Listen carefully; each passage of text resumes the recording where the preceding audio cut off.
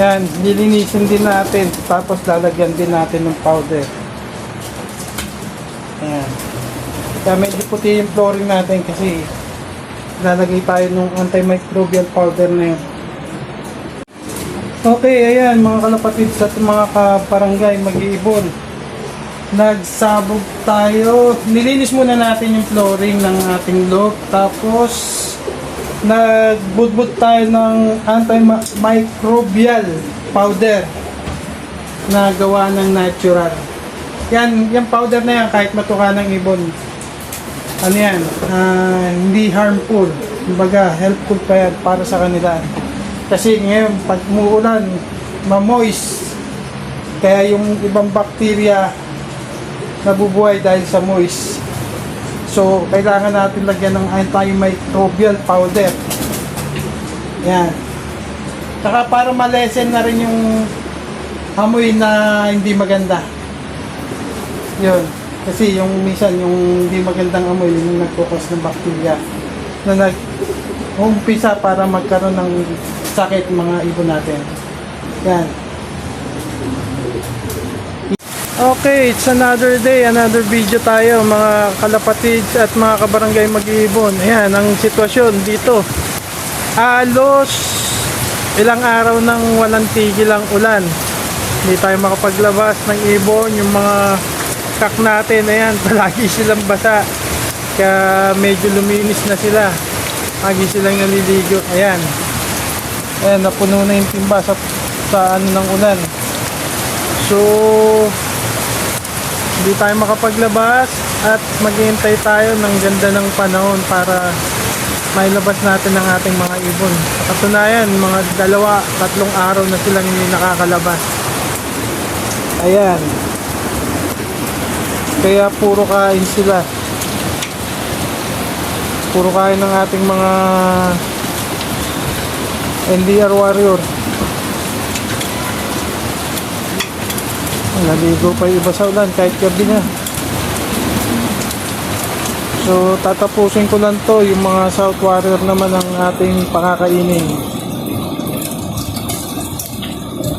Hindi kasi pwedeng gutumin tong mga to dahil malapit na silang karera. Kailangan lumakas na kanilang mga katawan. Yan eh.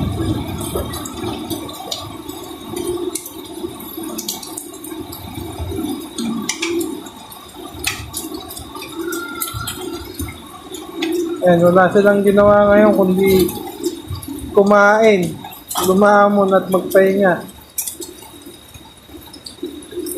Ayan.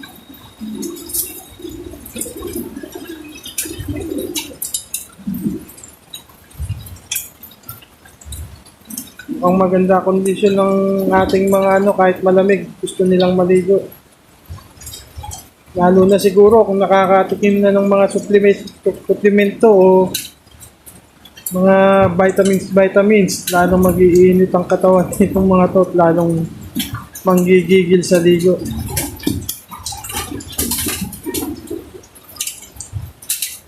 Hey.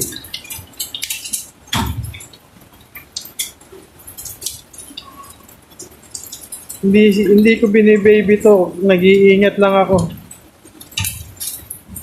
Maganda nang sa karera mabawasan o madisgrasya kesa sa pansariling kasiyahan.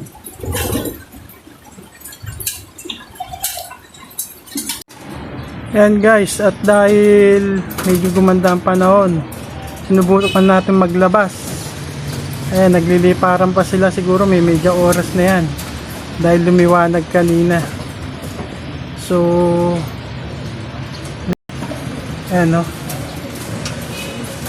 Ayan yung iba bumaba na. Ay hinihingal dahil ilang araw silang nakakulong. Ayan. So, tuloy muna natin yung linis natin. Ayan sila oh.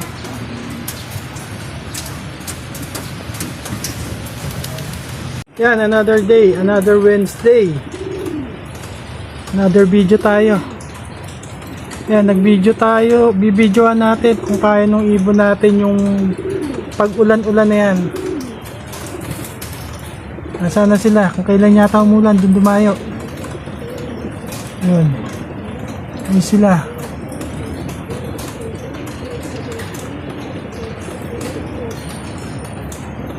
Yun.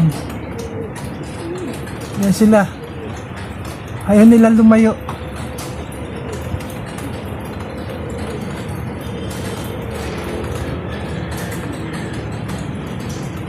Wala. Yun.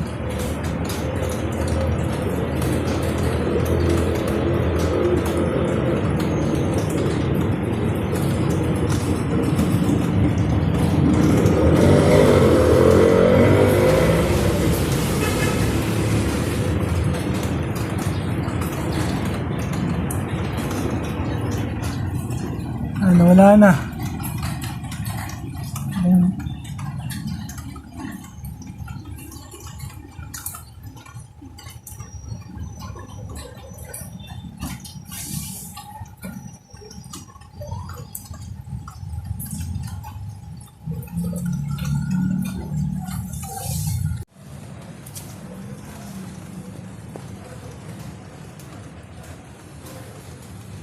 Okay.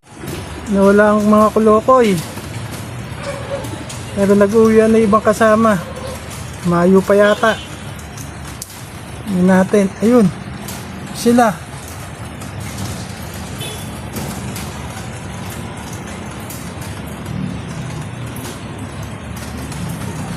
Mayo nga.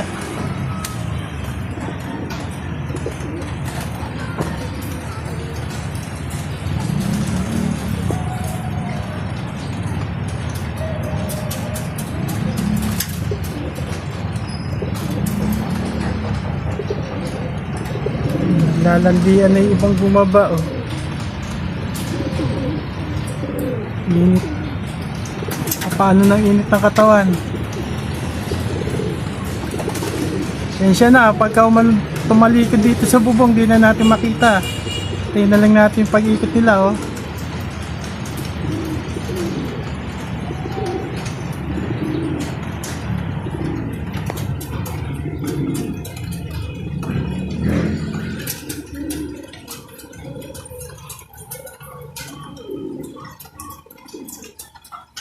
Sana. Yun. Yan. So, isa nang nagbababaan. Kala ko wala na silang balak bumaba. Kaya nandiyan na yung puti.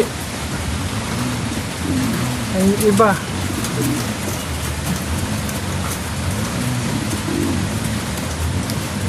Parang wala lang.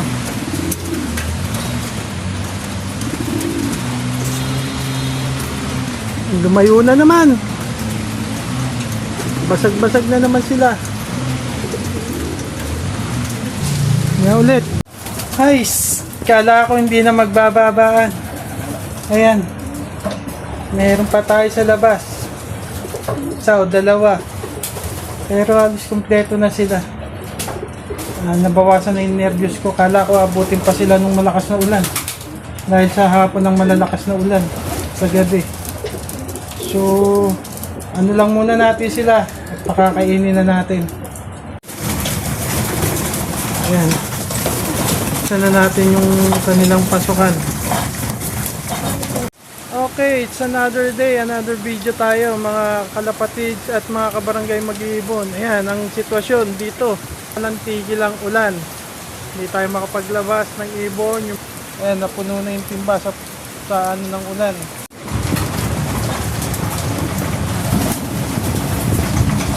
Ayan, mga kalapatids at mga kabarangay, hindi tayo nag-release ngayon kasi natigil na naman ang ulan.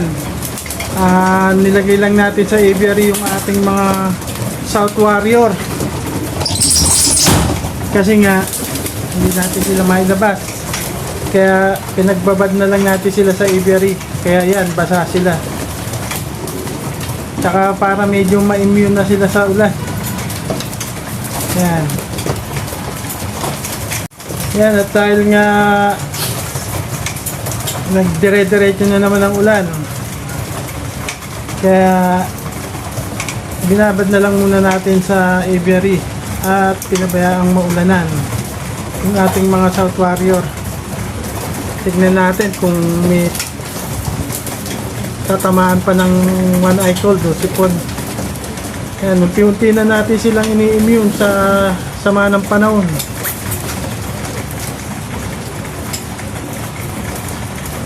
Pero sa awa naman ng Diyos,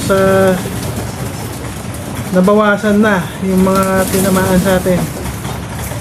Nandun sila sa kabila, sa aviary, sa kabilang quarantine cage, kung saan merong yung mga may sipon. Kasi ang problema na lang ngayon sipon. Eye cold medyo nasawatan na natin. Karamihan tinatamaan ngayon yung mga south kasi maraming bata sa south.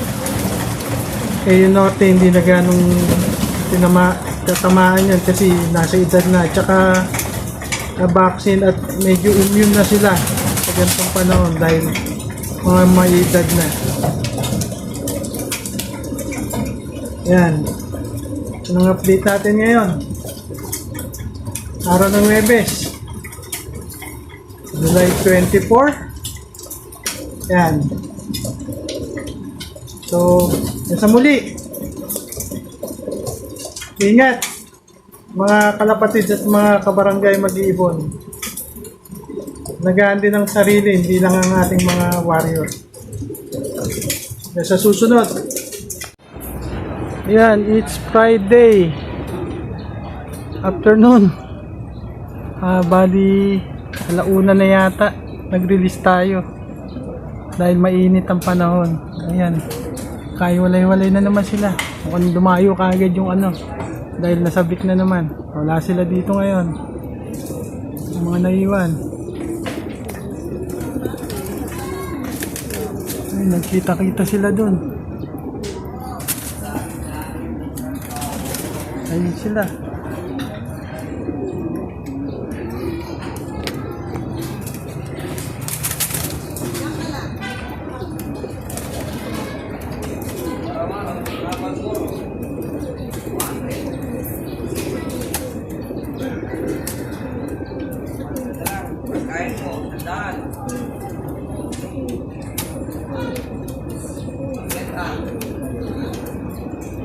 Taas sila. Taas nila. Friday luply. Grado hingal to dahil mainit.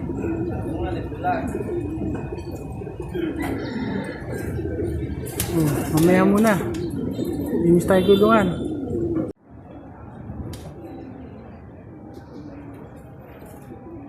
Putangin na, mambun na. Mambun ulit.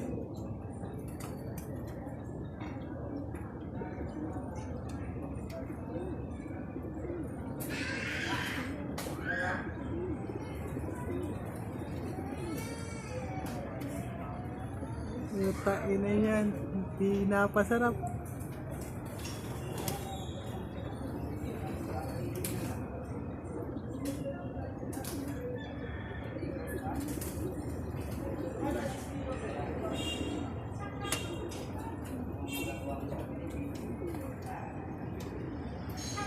Naman, hindi na lumayo to, mamaya ulit.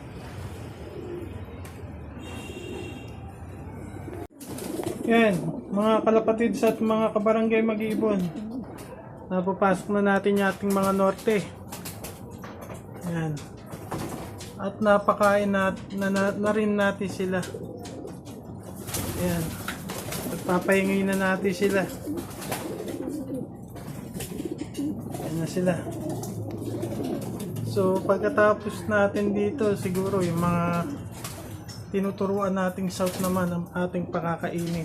Nakasalukuyang nakababad sa aviary.